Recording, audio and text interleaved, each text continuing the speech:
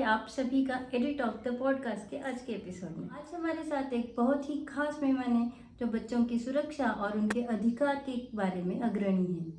हमारे साथ है एडवोकेट आशा शेरखानी कटके मैडम, जो चाइल्ड वेलफेयर कमेटी के प्रेसिडेंट है। इसके साथ ही साथ national law university Chhatrapati Sambhaji Nagar में as a visiting faculty lectures भी लेते हैं। इतना ही नहीं, अभी हाल ही में दिल्ली में हुए एक अवार्ड फंक्शन में प्लान इंडिया इम्पैक्ट अवार्ड 2024 में उन्हें नेशनल लेवल का अवार्ड भी मिला है। तो चलिए मिलते हैं एडवोकेट आशा शेरखानी कटके मैडम से और जानते हैं उनकी जर्नी के बारे में और चाइल्ड सेफ्टी के बारे में। आज का हमारा टॉपिक है बचपन बचाओ, बच्चों की सुरक्षा के नए आयाम। तो एज वी ऑल नो, बच्चों की सुरक्षा यह टॉपिक आज के दौर में बहुत ही ज़्यादा इम्पोर्टेंट हो गया है और इस टॉपिक पे बात करने के लिए आज के हमारे जो स्पेशल गेस्ट है उनसे ज़्यादा जानकार और कौन हमें हो सकता है। So Asha, I really welcome to you for this our show edit of the podcast. तो चलिए चलते हैं हमारे आज के पहले सवाल की तरफ। आज के दौर में बच्चे सुरक्षित है या नहीं, क्या लगता है आपको? मैं तो कहूँगी कि सुरक्षित नहीं है। और ये बहुत ही महत्वपूर्ण सवाल जो आप पूछ रही हैं कि आजकल बच्चे न घर में सुरक्षित हैं, न स्कूल में सुरक्षित हैं, न सामाजिक जहाँ पे बच्चे घूमते हैं वहाँ पे भी सुरक्षित नहीं है। क्यों? क्योंकि हमारे पास जो केसेस आते हैं वो हम देखते हैं कि बच्चों के साथ उनके ही घर के पास के रिलेटिव्स या जो रिलेटिव्स हैं, रिश्तेदार हैं, उनकी तरफ से भी उनका लैंगिक शोषण होता हुआ नजर आता है। आप न्यूज़पेपर में और अलग अलग चैनल्स के माध्यम से देखते हैं कि बहुत सारे केसेस आप देख रहे हैं न्यूज़पेपर में और टेलीविजन में कि माइनर्स या फिर बिलो 18 इयर्स इन बच्चों के साथ बहुत संख्या में लैंगिक अत्याचार स्कूल में भी होते हुए दिखाई दे रहे हैं। सामाजिक तौर पे भी घूमते हुए ये सारी चीज़ें आपको ध्यान में आ रही है। तो कहीं ना कहीं ऐसा हम श्योरली कह सकते हैं कि बच्चे सुरक्षित नहीं हैं। ये ऐसा हम कह सकते हैं कि जो बच्चों के साथ अत्याचार हो रहे हैं या आसपास में आपको दिखाई दे रहा है, इसका आज महत्वपूर्ण कारण है सोशल मीडिया, इंटरनेट का ज़्यादा इस्तेमाल। इस आज हम देखेंगे कि बच्चे मैक्सिमम टाइम मोबाइल और इंटरनेट पे बैठे रहते हैं और इस वजह से बच्चे आइसोलेट होते जा रहे हैं अपने परिवार से और इन सोशल मीडिया के माध्यम से भी एक अलग तरह का अत्याचार उनके साथ शुरू हो रहे हैं। पहले तो होता था कि फिजिकली आपको कोई पहचान रहा है, जान रहा है, वो आपके साथ एक्सप्लॉयटेशन करेगा, पर मोबाइल और ऑनलाइन माध्यम से भी cyber bullying, cyber stacking, cyber pornography, ये सारे अलग अलग प्रकार के अत्याचार जो हैं आज बच्चों के साथ होते हुए नजर आ रहे हैं और ये भी बहुत एक सीरियस और एक चिंता का विषय बन गया है। तो ये जो आपने अभी बताया कि मतलब मोबाइल के द्वारा भी या इंटरनेट के द्वारा भी बच्चों का शोषण किया जाता है, बच्चों की हिंसा और सुरक्षा उनके खिलाफ कुछ मौजूदा कानून है या कानून अगर है तो वो कानून कितने हद तक अपना काम कर सकते हैं? देखिए, कानून तो बहुत है, कायदे तो बहुत हैं। जैसे कि मैं आपको बताऊं कि संविधान में भी बहुत सारे आर्टिकल्स हैं जो कि खास तौर पे बच्चे और महिलाओं के वेलफेयर के लिए दिए गए हैं। इसी के साथ साथ में इंडियन पेनल कोड अभी तक था जो कि इंडियन पेनल कोड 1860 जो कि बच्चों के लिए बताता है कि बच्चों के साथ किए गए अपराधों पर शिक्षा। अभी नया कानून आ गया, भारतीय न्याय संहिता 2023 में ये हुआ। इसी के साथ साथ हम देख रहे हैं कि juvenile justice care and protection of childrens act जो कि 2015 का कायदा है। इसी के साथ चाइल्ड मैरिज प्रोहिबिशन एक्ट है, 2006 का कायदा है। ये कायदे बहुत सारे हैं पर कहीं ना कहीं हम महसूस करते हैं कि इंफ्रास्ट्रक्चर नहीं है या ऐसी एजेंसीज नहीं है जो कि इन चीज़ों को एग्जीक्यूट कर सके। अभी चाइल्ड मैरिज प्रोहिबिशन एक्ट है पर आज भी हम देखेंगे कि मैं आपको आंकड़ा बता दूं कि इस 1 अप्रैल से इस 1 अक्टूबर तक हमने 47 बाल विवाह रोके। कायदा तो है, पनिशमेंट भी है। इस कायदे में खास तौर पे अलग अलग प्रोबेशन ऑफिसर्स भी बताए गए कि ये इनको रोकेंगे, ये इनके एक्शंस होंगे। कायदे हैं। अभी देखिए मेरे पास हमारे पास जब बाल विवाह से रोक करके जब चाइल्ड लाइन या प्रोबेशन ऑफिसर्स जब लेकर आते हैं, प्रेजेंट करते हैं केस को, तो हम जब उनसे ग्राम सेवक, ग्राम पंचायत इनसे पूछते हैं कि ये बाल विवाह जब आपके एरिया में क्षेत्र में हुए हैं तो आपने क्या मुहिम लगाई है, क्या काम किया इस तरह से ना होने के लिए? तो उनका कहना रहता है कि हमने तो पोस्टर्स लगाए, हमने बड़े बड़े बैनर्स लगाए हुए हैं। और जब हम पेरेंट्स से बात करते हैं तो हमें ध्यान में आता है कि ये तो पढ़े लिखे ही नहीं है। गांव खेड़ों में, स्लम एरियाज में they are not educated. Right, तो आपने ये पोस्टर्स और ये बैनर लगा दिए, उसका कोई इस्तेमाल ही नहीं हुआ, तो सिर्फ एक फॉर्मेलिटी के लिए किया गया क्या? अगर वो डोर टू डोर कैंपेनिंग करते, अगर उनको घर घर जाके इस चीज की जानकारी देते तो शायद प्रभाव ज्यादा होता। कुछ केसेस में तो हमारे पास ऐसे आया है कि जब पेरेंट को हमने पूछा कि भाई आपको बच्चे की जो शादी है उसकी उम्र पता नहीं है क्या, तो पेरेंट्स ने actually they were so surprised, उनको इतना आश्चर्य हो कि शादी की भी कोई उम्र हो सकती है। कायदा तो बना हुआ है पर इन लोगों तक पहुंचा नहीं। जी। क्योंकि उनके पास शिक्षा का अभाव है, वो ऐसे क्षेत्र में रह रहे हैं कि जहाँ पे उनको हर रोज काम करके अपना पेट भरना है या गुजारा करना है, तो उनके लिए ये चीजें, उनको ये चीजों की जानकारी नहीं थी। और बहुत सारे ऐसे भी केसेस हैं जहाँ पे जैसे गन्ना तोड़ने के लिए 6-6 महीने के लिए एक जगह से परिवार दूसरी तरफ स्थलांतर होता है, काम के लिए दिन भर परिवार बाहर जाता है, बच्चियां घर पे रहती हैं, उनके साथ शोषण होते हैं, उनके साथ लैंगिक अत्याचार होते हैं। बाल भिक्षुक है, जो चाइल्ड बेगिंग हम जिसे बात करते हैं, कायदा तो है, उसका इम्प्लीमेंटेशन कैसे करें? आप देखेंगे कि गली और चौकों में तो आपको चाइल्ड बेगिंग के केसेस आपको नजर आते हैं। ट्रैफिक सिग्नल्स पे तो हमें बहुत सारे मिल जाते हैं जी। तो इसके ये एक समस्या है, अभी कायदा नहीं है ऐसा नहीं है, पर उसका इम्प्लीमेंटेशन इतना इफेक्टफुल होने की जरूरत है जिससे कि ये कम हो सके। अभी मैं आपको बता दूं, पॉस्को का भी कायदा है, protection of children from sexual offences, 2012 का ये कायदा है। इसमें तो इतनी स्ट्रिक्ट पनिशमेंट है कि कोई भी एक 18 साल से कम उम्र के बच्चे के साथ लैंगिक अत्याचार करता है तो कम से कम 20 साल की सजा है। इसके बावजूद भी अत्याचार दिखाई दे रहे हैं आपको, क्यों? क्योंकि इन अत्याचार जो हो रहे हैं उनको ये कायदे उन तक पहुंचने की जरूरत है कि मैं ऐसा करूंगा या मैंने ऐसी कोई गलत हरकत की है तो मेरे साथ ये चीजें हैं। इम्प्लीमेंटेशन ये इन चीजों का, और इसके लिए जो लोग हैं ये यंत्रणाओं को अपॉइंट करना, उनको काम अलॉट करना, ये जितना ज्यादा होगा तो हम उम्मीद कर सकते हैं कि ये फिर इसका प्रभाव कम हो सकता है, ये जो बाल बच्चों के साथ जो होने वाले अत्याचार हैं या प्रॉब्लम्स हैं। अच्छा मैम, आपके ओपिनियन में फैमिली या फिर समाज का बच्चों की सुरक्षा में रोल कितना इम्पोर्टेंट है? देखिए, बच्चे का ज्यादातर समय उसके परिवार, उसके माँ बाप या फिर स्कूल में टीचर्स और साथ में सहयोगी के साथ ही आता है। सबसे इम्पोर्टेंट बात है कि आजकल का हम अगर मॉडर्न सोसाइटी देखें तो एक तो पहले न्यूक्लियर फैमिलीज हो गई, कंबाइंड फैमिलीज आपको देखने को ही नहीं मिलती, जहाँ पे दादा दादी सारे परिवार के सभी लोग साथ में हैं। इवन खासतौर पे देखे जाए तो त्योहार में भी आजकल सबका गेट टुगेदर कम हो गया। ये भी एक चीज है। तो अभी बच्चे आइसोलेटेड रह रहे हैं, और ऐसे आइसोलेटेड फैमिलीज में जहाँ माँ बाप हैं वो माँ बाप भी नौकरियों में बिजी हो गए, वो पैसा कमाने की होड़ लगी हुई है, उनमें उनको लगा है कि हम ज्यादा से ज्यादा काम करें, ज्यादा से अपना इकोनॉमिकल स्टेटस डेवलप करें। इस चीजों के चक्कर में हालांकि घर में बच्चे 1 या 2 ही होंगे तो भी उनकी तरफ जो है, जो फोकस होना चाहिए या उनकी तरफ अटेंशन है, उनके साथ समय बिताने का ये जो समय है वो कम हो गया। और ये समय कम होने की वजह से बच्चों का ज्यादा इस्तेमाल जो है मोबाइल पे समय जा रहा है। बच्चे अपने आप को बहुत खुश महसूस कर रहे हैं, हालांकि माँ बाप शाम को घर पे भी आ जाएं तो माँ बाप खुद मोबाइल पे बिजी हो जाते हैं। सही बात है। बच्चे अपने मोबाइल पे बिजी हैं तो हर कोई अपने अपने लेवल पे समाधान है, खुश है, और इंटरेक्शन कम हो गया। और इंटरेक्शन कम होने की वजह से माँ बाप का जो फर्ज था कि वो बच्चे को बताएं कि what is good touch and bad touch, बच्चों को संस्कार, जो आचार विचार हैं, सही और गलत की जानकारी देना, इंटरेक्शन कम हो गया तो बच्चे जो चीजें बाहर से और दूसरी दुनिया से सीखेंगे वो उनको अच्छी लग रही है, वही अच्छी लगेंगी, क्योंकि वो चीजें उन्हें अटेंशन देती है ऐसे उन्हें लगता है, जो कि उन्हें पेरेंट्स से नहीं मिलता। जी। तो ये जो पहले जो इंटरेक्शन रहता था, बातचीत में बच्चे माँ बाप बच्चों को कुछ चीजें सिखाते थे, बच्चे सीख रहे थे और एक कनेक्टिविटी बनी थी, ये चीजें कम हो गई।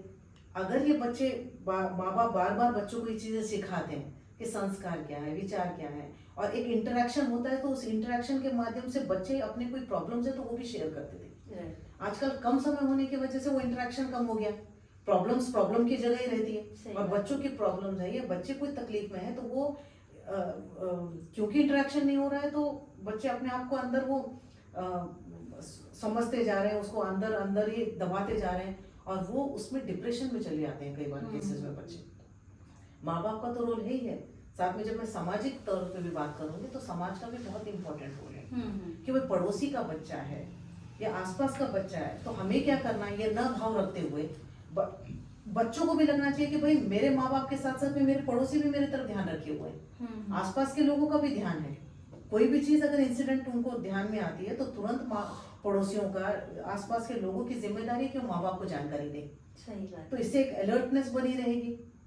समाज में भी आसपास के लोग में ये अगर बताते हैं कि उनके लिए क्या सही है क्या गलत है, और जैसे हम बोलेंगे कि उनके लिए क्या कायदे हैं, बच्चों के क्या लॉज हैं, अगर इन चीज की इनको सही समय पर जानकारी देते गए तो मैं समझती हूँ कि बच्चों से होने वाले जो भी अपराध हैं या जो भी समस्याएं हैं वो कम हो जाएंगी और एक अच्छा समाज आपको आगे फ्यूचर में देखने को मिलेगा। जैसे कि अभी आपने बताया कि जो नेबर्स है उन्होंने अगर कुछ ऐसे गलत नोटिस किया उनके साथ वाले बच्चे या लड़की और लड़के के साथ तो उन्हें बता देना चाहिए। इसके बारे में मैं आपको एक एक्सपीरियंस शेयर करूंगी। एज ए टीचर अगर हमने कुछ अगर नोटिस किया है बच्चों के बारे में और पेरेंट्स को हमने बुला लिया स्कूल में, उनका लिया कि दिस थिंग्स आर हैपनिंग, तो पेरेंट्स एग्री करते ही नहीं है, बिल्कुल एक्सेप्ट नहीं करते कि नो नो नो यार नहीं हमारा बच्चा ऐसे कर ही नहीं सकता है, आपने ध्यान से नहीं देखा होगा या दूसरा कोई बच्चा ऐसे कर रहा होगा। तो ये हमने भी बहुत नोटिस किया है जी। इसके लिए मैं तो कहूँगी कि पेरेंट्स को भी ट्रेनिंग देना जरूरी है स्कूल्स में और टीचर्स को भी ट्रेनिंग देना जरूरी है कि भाई पेरेंट्स को कि आप पेरेंट हैं पर हम भी शिक्षक हैं, हम भी टीचर हैं, हम आपके बच्चों के साथ बहुत सारा समय बिता रहे हैं, हमें जानकारी है कि आपका बच्चा कैसे बिहेव करता है, उसका बिहेवियर कैसा है और ये मेरा फर्ज है एज अ टीचर कि आप सुन के लें और आप उस तरीके से उसको ऑब्जर्व करें इंस्टेड ऑफ ऑब्स्ट्रैक्टिंग मेरा बच्चा वैसा नहीं है। तो ये टीचर्स को भी अलग सेशंस उनके लिए रखे जाएं तो हो सकता है कहीं ना कहीं बदलाव आए और वो भी इस चीज को एक्सेप्ट करने की भावना वो तैयार हो जाए। मेरा अगला सवाल स्कूल के बारे में है। जैसे हमने अपने भी बात की कि टीचर्स के लिए ट्रेनिंग रखना चाहिए स्कूलों में, तो आपके विचार में बच्चों की सुरक्षा के बारे में स्कूलों में कुछ नीतियाँ लागू करनी चाहिए, तो वो नीतियाँ कौन सी हो? देखिए बच्चों के साथ जो सेक्सुअल अब्यूज है या अलग अलग तरह के जो बच्चों के साथ आजकल इंसिडेंट्स हो रहे हैं वो हम सुनते हैं देखते हैं, तो स्कूल भी एक इम्पोर्टेंट प्लेस है जहाँ बच्चों को सेफ फील होना चाहिए। इसके लिए खास तौर पे तो मैं कहूँगी कि हर स्कूल और हर कॉलेजेस में सीसीटीवी कैमरास इंस्टॉल हो ताकि बच्चे एटलीस्ट जो एक बुरे विचार से कुछ कृति करने की सोच भी रहा हो तो उसको पता रहे कि भाई यहाँ कैमरास हैं या हम ध्यान में आते हैं, हम रिकॉर्ड होते हैं, तो ऑटोमेटिकली इंसिडेंट्स कम हो जाएंगे या नहीं की तरफ हो जाएंगे। आज कई स्कूलों में आप देखते हैं कि जहाँ सीसीटीवी फुटेज नहीं है, कैमरास नहीं है, वहाँ उनको पता है कि they can extend to that, no one is seeing us, कोई देख नहीं रहा है जी, उनको कोई देख नहीं रहा है। एक तो सबसे पहले ये, साथ में स्कूल में ही बच्चों को स्कूल में भी बच्चों को गुड टच बैड टच ये चीज़ों की जानकारी हो। स्कूल के माध्यमों से ही अगर ऐसी कोई कमिटीज बनाई जाती है एक्सपर्ट टीचर्स की जहाँ पे बच्चों को टाइम टू टाइम काउंसलिंग की जाए, बच्चों को जैसे बोलते हैं कि समुपदेशन किया जाए कि भाई आपके साथ कोई चीज जरूरी नहीं है कि भाई होने के बाद बताएं, शुरू में भी बता दिया जाए, बच्चों को बताया जाए कि भाई आपको किसी व्यक्ति के साथ किसी भी जो आप बस में जा रहे हैं, आप आसपास में घूम रहे हैं, आपको स्कूल में किसी भी वातावरण में अगर आपको अनसेफ फील हो रहा है तो आप हमारे साथ शेयर करिए। ये अगर कॉन्फिडेंस इस पर्टिकुलर अगर स्कूलों में ऐसी कमिटी बनाई जाती है एक्सपर्ट लोगों की, एक्सपर्ट टीचर्स की, जो कि साइकोलॉजिकल भी टेस्ट करते हैं कि बच्चों के हाव भाव देख के भी उन्होंने पता करना चाहिए और उसको उसमें से चुनना चाहिए कि वो बच्चे आप हंस नहीं रहे, आप खुश नहीं नजर आ रहे, या क्या विषय है आप मुझे बताओगे, या एक फ्रेंडली नेचर में एक फ्रेंडली एटमॉस्फेयर अगर आप ऐसा तैयार करा जाए इन कमिटियों के माध्यम से, इन एक्सपर्ट टीम के माध्यम से, इससे होगा ये कि बच्चे जो है अपनी प्रॉब्लम्स उनके पास लेके जाएंगे या हम उन तक जाएंगे तो बच्चे खुल के बोलेंगे जी। इससे जो दूरियां बनी हुई है या कहीं ना कहीं बच्चा अगर कुछ अनसेफ फील कर रहा है तो वो किसको बताए, सबसे बड़ा सवाल है वो। सबसे सही बात है, ये सबसे बड़ा सवाल होता है बच्चों के लिए। हाँ। तो किस टीचर को बताऊं, वो टीचर किसको बताएगा? तो अगर ऐसे कुछ एक कॉन्फिडेंट टीचर कॉन्फिडेंट साइकोलॉजिस्ट हम्म। अगर हर स्कूल में अपॉइंट होते हैं तो ऑटोमेटिकली इसका असर आपको नजर आएगा, डिफरेंसेस ध्यान में आएंगे। साथ ही साथ में मैं कहूँगी कि बच्चों के हेल्थ रिलेटेड भी इश्यूज के ऊपर ध्यान दिया जाए स्कूल लेवल पे। साथ ही साथ में जैसे स्कूल की रिस्पॉन्सिबिलिटी की अगर मैं बात करूँ तो हर स्कूल में हर जगह पर बच्चों के child line toll free child helpline number होने चाहिए जो कि 1098 है। तो अगर उन बच्चों को जानकारी रहे कि मैं इस नंबर पे कॉल करने पे मेरे लिए कोई ना कोई मुझे हेल्प के लिए आ जाएगा, ये भी एक हो। ये सारी चीज़ें अगर बच्चों के लिए अगर इस तरह से करी जाती है तो कहीं ना कहीं हम सोचेंगे कि ये चीज़ें आगे बढ़ेंगी नहीं, children will feel safe for themselves. Yes, और साथ ही साथ में स्कूल में ही कंप्यूटर और मोबाइल का इस्तेमाल किस तरह से करना चाहिए, कौन से वेबसाइट्स देखने हैं कौन से नहीं देखने हैं। स्कूल में अगर टीचर बता देते हैं कि मोबाइल का इस्तेमाल इस हद तक ही हो, मोबाइल में क्या चीज़ें गलत हैं, किसी को भी अननोन व्यक्ति को आप फ्रेंड रिक्वेस्ट एक्सेप्ट नहीं करिएगा, उसको अपनी डिटेल और पर्सनल इंफॉर्मेशन नहीं दीजिएगा, ये स्कूल अगर लेवल से बताया जाता है तो ये जो आजकल आप देख रहे हैं कि साइबर रिलेटेड ऑफेंसेस बच्चों के साथ हो रहे हैं वो भी कम हो जाएंगे। तो जैसे हमने अभी बात की कि स्कूलों में या स्कूल से बाहर या जब स्कूल के लिए बच्चे, आजकल हम देखते हैं कि बच्चे बहुत दूर दूर से स्कूल रहते हैं तो उनका बहुत ज़्यादा समय स्कूल के बस में ट्रैवलिंग में बीतता है, और तब अगर उनके साथ कुछ ऐसी घटना घटती है, बच्चे डर जाते हैं, डिप्रेशन में जाते हैं, तो इस सब का बच्चों के स्वास्थ्य पे या उस पे क्या असर होगा? देखिए, जैसा कि हम कह रहे हैं कि हमारा पूरा फोकस देश का, समाज का, बच्चों के भविष्य के लिए होता है। जी जी।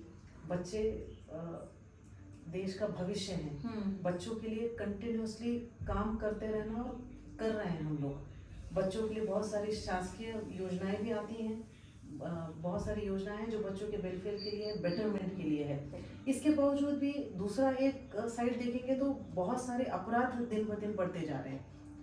इस तरह के अगर किसी प्रकार के बच्चों के साथ अत्याचार, लैंगिक अत्याचार या कोई भी घटनाएं, बुरी घटनाएं बच्चों के साथ होती है तो हम ये देखते हैं कि बच्चे, क्योंकि दे आर इमोशनल, वो इमोशनल होते हैं, जल्दी उनके ऊपर मेंटल इम्पैक्ट होता है। और ये इनके ऊपर अगर बचपन से ही इनके ऊपर कोई नेगेटिव इम्पैक्ट होता है, ये असर से इनका ऐसा होगा कि उनकी ओवरऑल डेवलपमेंट हो गई, उनका फिजिकल ग्रोथ थम जाता है।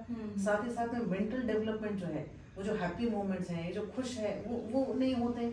दे are always under a depression कि भाई मेरे साथ ऐसा हुआ है या हो रहा है, कुछ चल रहा है मेरे साथ। ये चीज़ों की वजह से उनका लॉन्ग टर्म डिस्ट्रैक्शन है, ये उसके उनके ऊपर जो बोलते हैं ना, एक बीमारी की तरह उनको खोखला करती है अंदर से। और वो अगर, जैसे मैंने कहा कि बच्चे देश का भविष्य हैं, वही अगर परेशान है, डिप्रेशन में है, दुखी हैं, तो हम उस पर्टिकुलर बच्चे के भविष्य के साथ साथ उस परिवार का और देश का भविष्य की बात करेंगे। तो जरूरी है कि बच्चा आज का खुश रहे, खेले, प्रसन्न रहे, एंजॉय करे, और वो तभी रह सकता है जब वो किसी भी टेंशन, डिप्रेशन या किसी भी गलत माहौल में ना हो। तो ये इसकी, हमारी समाज की, देश की जिम्मेदारी है कि वो खुश रहे, और उसके लिए वो वातावरण तैयार करके देना। इसी के लिए ज़रूरी रहता है कि भाई ये सारे कायदे, ये सारी सुविधाएं, ये सारे जो चीज़ें हैं, ये बच्चों के लिए की जा रही है ताकि बच्चा खुश रहे, बच्चा ग्रो करे, बच्चा अपना अच्छा भविष्य बना सके। As a president of child welfare committee, तो आपके पास आप किस तरह के केसेस को फेस करते हैं और हैंडल करते हैं? हाँ जी, देखिए, मैं बाल कल्याण समिति के अध्यक्ष होने के नाते मेरे पास जो भी मेरे जिले में कोई भी ऐसी केस हो जाती है जिसमें 18 साल से कम उम्र का लड़का या लड़की जिसके साथ किसी भी प्रकार का अत्याचार हुआ है, शोषण हुआ है, या जो कि विक्टिम है, ऐसे बच्चों को पुलिस या फिर चाइल्ड प्रोबेशन ऑफिसर्स हो, चाइल्ड लाइन हो, या कोई भी व्यक्ति हमारे पास प्रोड्यूस कर सकते हैं, लेकर आ सकते हैं। तो ऐसे, जैसे इसमें केसेस आ गए पॉस्को के cases, protection of children from sexual offences, जिस भी बच्चे के साथ या बच्चे के साथ 18 साल से कम उम्र के जो हैं उनके साथ जो लैंगिक अत्याचार होते हैं, पुलिस 24 घंटों के अंदर हमारे सामने प्रोड्यूस करती है, और उन बच्चों के ऊपर फिर आगे care, protection, rehabilitation, education, nutrition, ये सारी सुविधाएं देने की जिम्मेदारी बाल कल्याण समिति की रहती है। साथ ही साथ में चाइल्ड मैरिजेस के केसेस हैं, चाइल्ड लेबर के केसेस हैं, या फिर हम ऐसे बच्चे जिनके पेरेंट्स नहीं हैं, जिनके माँ बाप नहीं हैं, या जो माँ बाप हैं पर वो अक्सर सक्षम नहीं है अपने बच्चों को संभालने के लिए, ऐसे केस में भी हमारे सामने उन केसेस को भी लाया जाता है और उन केसेस में भी उन बच्चों की पूरी ख्याल, पूरे सेफ्टी, पूरा उनका एजुकेशन देने की जिम्मेदारी बाल कल्याण समिति की रहती है। 18 साल अगर पूरे हो गए बच्चे के, उसके बाद भी 21 साल तक बाल कल्याण समिति की जिम्मेदारी है कि उन बच्चों को एजुकेशन दिलाए, उनको वोकेशनल ट्रेनिंग देकर उनको अपने पैरों पे खड़ा करे, और इसके बाद ही वो समाज में एक सक्षम व्यक्ति बोल के घूमेंगे। पूरी जिम्मेदारी बाल कल्याण समिति की रहती है। और हमारे माध्यम से बच्चों के लिए, बच्चों के हित के और बच्चों के भविष्य के लिए कंटिन्यूसली काम किया जाता है। अब तक बाल सुरक्षा से जुड़ा आपका जो काम है, उसमें सबसे चैलेंजिंग पहलू क्या रहा है? देखिए, हमारे पास बहुत सारे चैलेंजेस हैं हमारे पास। चैलेंजेस जैसे मैं कहूँ कि दिन ब दिन बच्चों में एडिक्शन का प्रमाण बढ़ता जा रहा है, व्यसन जिसे बोलते हैं, वो ज़्यादा बढ़ने की वजह से आज बच्चे अलग अलग तरीके से व्यसनी हो रहे हैं। मोबाइल फ़ोन, इंटरनेट, टेलीविज़न, आजकल आप देखेंगे कि सारे सॉन्ग्स हैं, गाने जो है पिक्चर में हैं, ये सारे इन माध्यमों से बच्चों में सिगरेट का कंजप्शन, ये यूज़ इस्तेमाल करना, या अलग अलग प्रकार के ड्रिंक्स, अल्कोहल, और आजकल बटन नाम का भी एक ये आता है, अलग अलग तरह के जिससे कि एडिक्शन हो। ड्रग्स अलग अलग प्रकार के आजकल आ गए, जिसके सेवन से बच्चे एडिक्टेड हो रहे हैं। और बच्चे एडिक्टेड होने के बाद हमारे पास बहुत बड़ा सवाल आ जाता है कि हमारे यहाँ पे ऐसे सेंटर्स नहीं है कि खास बच्चों के लिए डी एडिक्टेड सेंटर्स नहीं है। और डी एडिक्टेड सेंटर नहीं होने की वजह से समस्या ऐसी आती है कि उनको कहाँ रखें, उनका उपचार कहाँ हो। तो ये एक सबसे बड़ी समस्या है हमारे पास इस तरह से। और बाल भिक्षुकों का, जैसे मैं बता रही हूँ, बाल भिक्षुक ग्रह नहीं है। जैसे ही पुलिस या कोई यंत्रणा हमारे पास इन बाल भिक्षुक जो बेगरर्स हैं, इनको हमारे पास सामने लाती हैं, खड़ा करती हैं, तो हमारे पास फिर एक सवाल आ जाता है कि इनको कहाँ रखें। इनके लिए खास सेंटर होने चाहिए, इनके लिए खास अलग तरीके की काउंसलिंग की जरूरत है। इनको एजुकेशन, इनका बेसिक लेवल एजुकेशन हुआ ही नहीं है। जब हमारे पास ये चाइल्ड बेगिंग के केसेस आते हैं तो पेरेंट्स से पूछने पे वो बताते हैं कि हमने बच्चों को स्कूल में ही नहीं डाला। तो ये दुविधा है। तो गवर्नमेंट बच्चों के लिए फ्री स्कूलिंग है, सारी सुविधाएं गवर्नमेंट खुद अवेलेबल करके देती है, बट फिर भी ये चीज़ें बच्चों तक पहुंच नहीं रही है, या कि पेरेंट्स तक पहुंच नहीं रही है। पेरेंट्स तक भी पहुंच नहीं रही है और उनको ज़रूरी नहीं लग रहा है। इन चीज़ों की इम्पोर्टेंस नहीं है कि एजुकेशन होने से क्या होगा, हम बेगिंग करके हम कमा रहे हैं। अच्छा, तो this begging has become a profession today. तो हम इसको कैसे कम कर सकते हैं, ये हमारे पास चैलेंज है। हम कहीं ना कहीं कम पड़ जाते हैं फिर, क्योंकि पेरेंट बोलते हैं कि हम सक्षम हैं, बच्चे को संभालेंगे। ऐसा कोई कायदा खास बेगिंग के लिए नहीं है। बेगिंग करना हमारे इंडियन लॉ में कोई ऑफेंस नहीं है। यहाँ पे इसका क्या होता है कि फिर बच्चे जो है, माँ बाप भी रहते हैं आसपास में, कोई तो अलग अलग प्रकार की कहानियां बता देते हैं और हमको उनको पास सौंप देना पड़ता है, और फिर वही चीज़ें शुरू हो जाती है। ऐसे नंबर ऑफ टाइम्स होने के बावजूद भी हमको कहीं ना कहीं कठिनाई आती है चाइल्ड बेगिंग बच्चों के ऊपर काम करने के लिए। चाइल्ड, जैसे मैंने पहले बताया कि चाइल्ड ये जो बच्चे हैं जो व्यसन हो रहा है, उनको एडिक्टेड चाइल्ड है, उनके ऊपर भी काम करना मुश्किल आता है, क्योंकि वैसे सेंटर्स नहीं रहेंगे, वैसे एक्सपर्ट साइकोलॉजिस्ट नहीं रहेंगे, तो काम करना कठिन होता है। हमारे पास एक ही साइकोलॉजिस्ट रहता है, जो कि केसेस तो हमारे पास हर रोज 5-6 आती हैं, तो वो पॉस्को से रिलेटेड हो या चाइल्ड बेगिंग से रिलेटेड हो, चाइल्ड मैरिज से रिलेटेड हो, और काउंसिलर एक ही है। एक ही काउंसिलर हमारे पास हर रोज आ रहे हैं 5-6 केसेस, और एक ही काउंसिलर कितना इफेक्टफुल काउंसलिंग करेगा जी। और ऐसे केसेस में जो कि पीड़िता हैं सेक्सुअल अब्यूज की, उनको एक दिन नहीं, continuation after a particular duration period उनको काउंसलिंग करते रहना पड़ता है। तो ये इफेक्टिवनेस हमारे सामने ये चैलेंज है। हमारे पास यंत्रणा अगर ज्यादा होगी तो काम बहुत ही सक्षम तरीके से दिखाई देगा और इफेक्टफुल पावरफुल तरीके से काम होता हुआ होगा जी। यस। और चाइल्ड एजुकेशन से रिलेटेड हमारे पास जब केसेस आते हैं तो वो बोलते हैं हम बहुत खेड़े में रहते हैं, हमारे स्कूल्स तो बहुत दूर हैं, हम कैसे इतने स्कूल तक दूर जाएं। तो अगर उनके तक जा करके हमने अगर बताया कि एजुकेशन का क्या इम्पोर्टेंस है, तो एजुकेशन ही नहीं है तो बच्चे जो हैं अलग अलग गलत चीज़ों में भी इन्वॉल्व हो सकते हैं। तो ये सारी समस्याएं हम फेस करते हैं। हम चाहते हैं कि अलग अलग इनके लिए स्पेशल इंस्टीट्यूशंस तैयार हो। एडिक्टेड चाइल्ड है उनके लिए खास व्यसन मुक्ति केंद्र बच्चों के लिए हो गवर्नमेंट की तरफ से, चाइल्ड बेगिंग के लिए खास अलग यंत्रणाएं हो, इंस्टीट्यूशंस हो जहाँ हम खास उनके लिए वहाँ दाखिल कर सकें, उनको अलग तरीके से एजुकेशन दिया जाए। पॉस्को में आई हुई बच्चियाँ जो कि जैसे कि जो विक्टिम्स हैं सेक्सुअली असॉल्ट के, अब्यूज के, उनके लिए एक अलग संस्था होनी चाहिए जहाँ पे उनको अलग तरीके से रेमेडीज, उनके ऊपर अलग तरीके से काम होना चाहिए। तो ये इन सारी यंत्रणाओं का अभाव होने की वजह से सुरक्षा और उनके वेल डेवलपमेंट और उनके प्रगति पर ये सारी चीज़ें काम तो हो रहा है, पर जो इफेक्टफुलनेस और जो पावरफुल और जो स्पीडी तरीके से होना चाहिए वो फिर उसकी गति कम हो जाती है। अभी मेरा अगला सवाल आपसे ये है कि बच्चों की सुरक्षा के लिए किस प्रकार के प्रिवेंटिव मेजर्स पे ध्यान अपना केंद्रित करना चाहिए? बहुत सही सवाल है कि अभी तक हम इतने समय से बात कर रहे हैं कि आजकल गुनहगारी प्रवृत्ति बढ़ती जा रही है और बहुत सारे समाज में परेशानियां दिखाई दे रही है। तो प्रिवेंटिव मेजर्स क्या होती है? जैसे prevention is better than cure, तो हम इस कंसेप्ट को बहुत मानते हैं। तो प्रिवेंशन के लिए मैं कहूँगी कि जब से मैं कहती हूँ कि आजकल कोविड-19 के बाद मोबाइल फ़ोन का और इंटरनेट का ज़्यादा इस्तेमाल होने की वजह से जो बच्चों के माइंड और साइकोलॉजी में जो इम्पैक्ट आ गया, मोबाइल का माध्यम ज़्यादातर हम देखते हैं कि नेगेटिव चीज़ें जल्दी ग्रैब कर लेता है, जो चीज़ें नहीं देखनी है वो भी देखता है, उसको एक्सपेरिमेंट करना चाहता है। हाँ। और इस चीज़ का असर ऐसा होता है कि बच्चे गलत चीज़ों की तरफ इन्फ्लुएंस होते हैं। तो क्या हम बच्चों से उनको मोबाइल और इंटरनेट से यूज़ करने से रोक सकते हैं या कम कर सकते हैं एटलीस्ट, कि भाई आप एक लिमिटेड टाइम तक ही देखें, उससे ज़्यादा टाइम तक उनके लिए, शरीर के लिए, उनकी आंखों के लिए और उनके हर तरीके से डेवलपमेंट के लिए रुकावट है। आज वो बच्चों के साथ खेलना नहीं चाहते, दोस्तों के साथ, आज वो पेरेंट के साथ बात नहीं करना चाहते, आज उनको सिर्फ उनका मोबाइल चाहिए। तो क्या हम ऐसा कुछ करें कि जिससे वो मोबाइल कम से कम इस्तेमाल करें? देखें, इसके बदले वो बुक्स पढ़ें, स्टोरी बुक्स पढ़ें, और इससे वो एक उनका एक जो हम बोल रहे हैं कि जो नेगेटिविटी जो आ रही है बच्चों में मोबाइल की वजह से, वो कम हो जाएगी।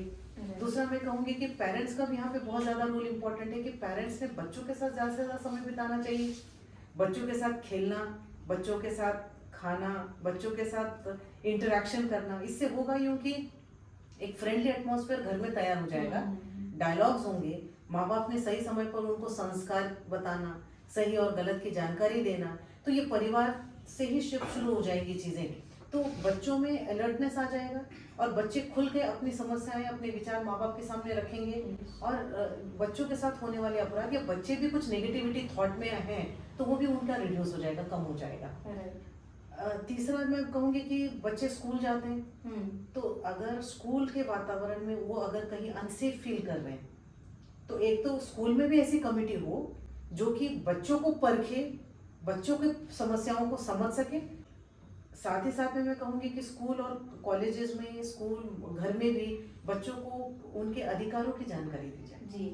बच्चों को उनके राइट्स पता होने चाहिए कि व्हाट आर देयर राइट्स, उनको क्या करना चाहिए, क्या नहीं करना चाहिए, संविधान में उनके लिए क्या अधिकार दिए गए हैं, उनके लिए मूलभूत अधिकार क्या हैं।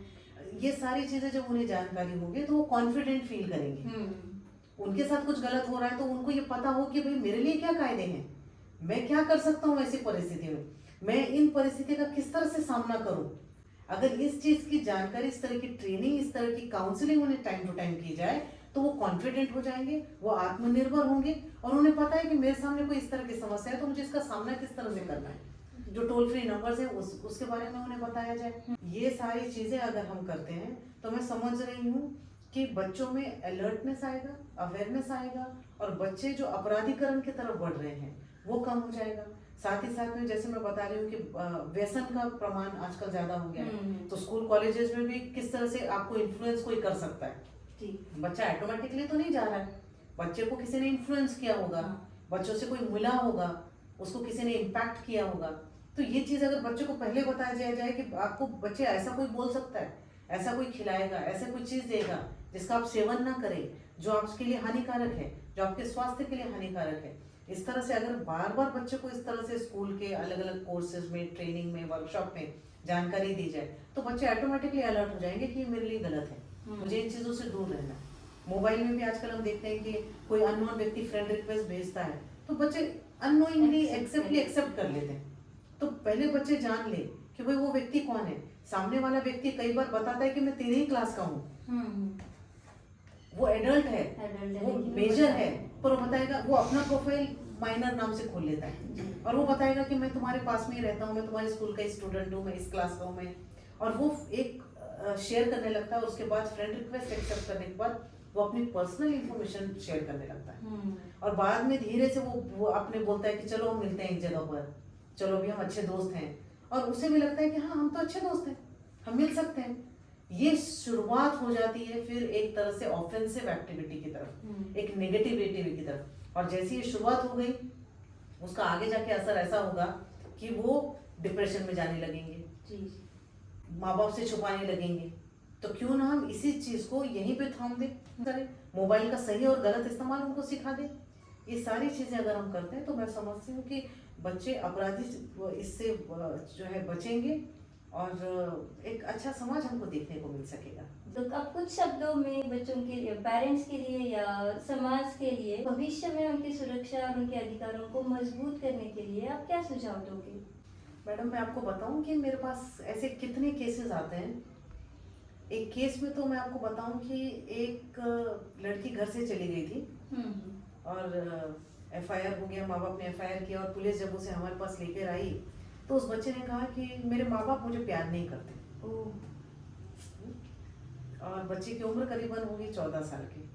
जब माँ से पूछा, माँ बाप आए पास में और हमने उससे पूछा कि भाई आपके कितने बच्चे हैं, तो उन्होंने कहा मेरी 2 बेटियां हैं, बेटियां ही हैं 2। और फिर तो आप बड़ी बच्ची के साथ कब बात किया था या कब इंटरेक्शन किया? तो मैं आपको बताऊं वो माँ सोचने लग गई थी। She started thinking like कि मैंने कब बात की है, कब उसके साथ अच्छा एक समय बिताया। तो मैंने कहा आप इतना सोच रहे हो, एक ही घर में रहते हो आप, आपको इतना सोचना पड़ रहा है। और जबकि वो महिला कोई नौकरी या काम पे भी नहीं जाती थी, घर में ही रहती थी। और जब उससे पूछा कि क्या कारण है, तो उन्होंने बताया कि मेरी जो छोटी बच्ची है उसकी तरफ ध्यान देना पड़ता है, उसके खान पान, उसकी चीजों की तरफ। तो कहीं ना कहीं छोटी बच्ची की तरफ ध्यान देने के कारण उसकी बड़ी बच्चों की तरफ देखने का उसका उपेक्षित हो गई या ध्यान नहीं दिया गया। हमने उसे कहा कि भाई आपने कब अपने हाथ से अपनी बड़ी बच्ची को खाना खिलाया था, कब उस बच्चे को आपने गले लगाया था, कब उस बच्चे को प्यार किया था? तो उसके पास कोई जवाब नहीं था। हम बात करते हैं महिलाएं जो काम पे जाना पड़ता है, करियर ओरिएंटेड होती है, उनके बारे में उनको समय नहीं मिलता है।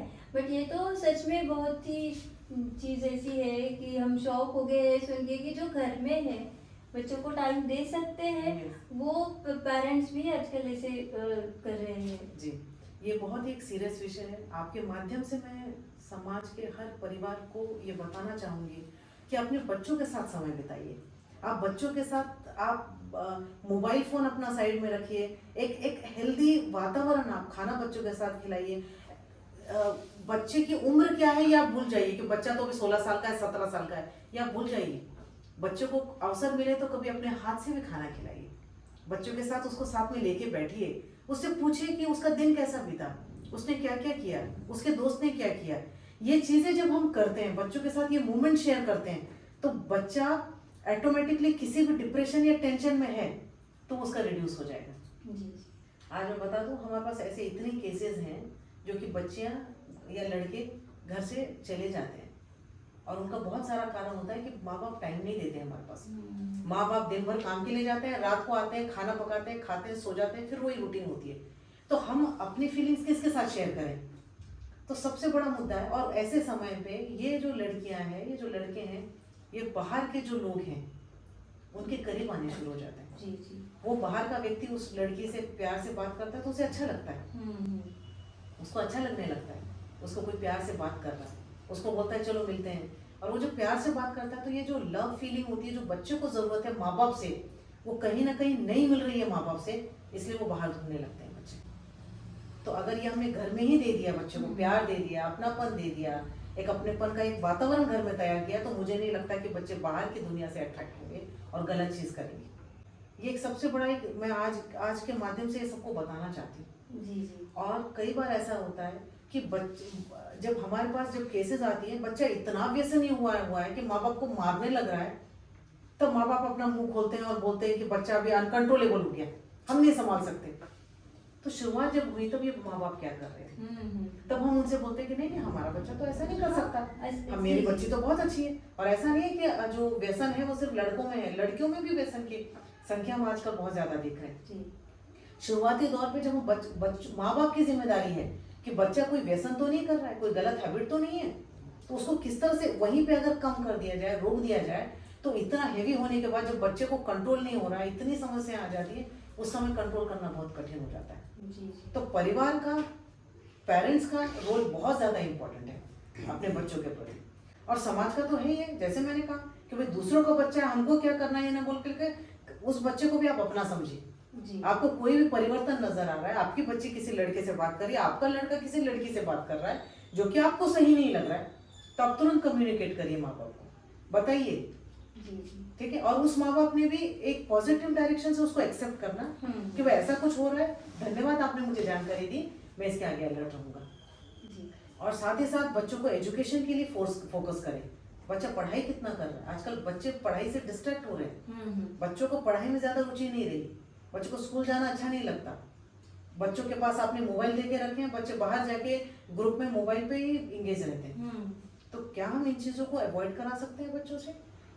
हम पूरे सब समाज मिलके, ये पूरा मिलकर के अगर हम ऐसे बच्चों को पर्सनली फोकस करते हैं, ध्यान देते हैं, तो मैं उम्मीद करती हूँ परिवर्तन आपको नजर आएगा। मैडम आज आपसे बात करके हमें सच में बहुत अच्छा लगा, बहुत सारी इन्फॉर्मेशन भी मिली चाइल्ड सेफ्टी के बारे में, एंड मुझे यकीन है कि हमारे ऑडियंस भी इससे बहुत इंस्पायर्ड होंगे, बहुत इन्फॉर्म्ड होंगे, और सिर्फ अपने ही नहीं अपने आजू बाजू के बच्चों की सुरक्षा के बारे में भी ज़रूर सोचेंगे। मेरा टीचर्स को भी इससे बहुत अच्छी जानकारी मिली है मैडम के थ्रू हमें बच्चों की सुरक्षा के बारे में। So thank you very much ma'am, thank you so much for joining us. आपने मुझे इधर आमंत्रित किया, और बच्चों से संबंध में मैं जिस कार्य में कार्य कर रही हूँ उसके बारे में आपने जानकारी ली, और आपने सोचा कि ये जानकारी सब तक पहुंचाई जाए, इसके लिए मैं आपकी आभारी हूँ। बहुत बहुत धन्यवाद आपका। Thank you madam.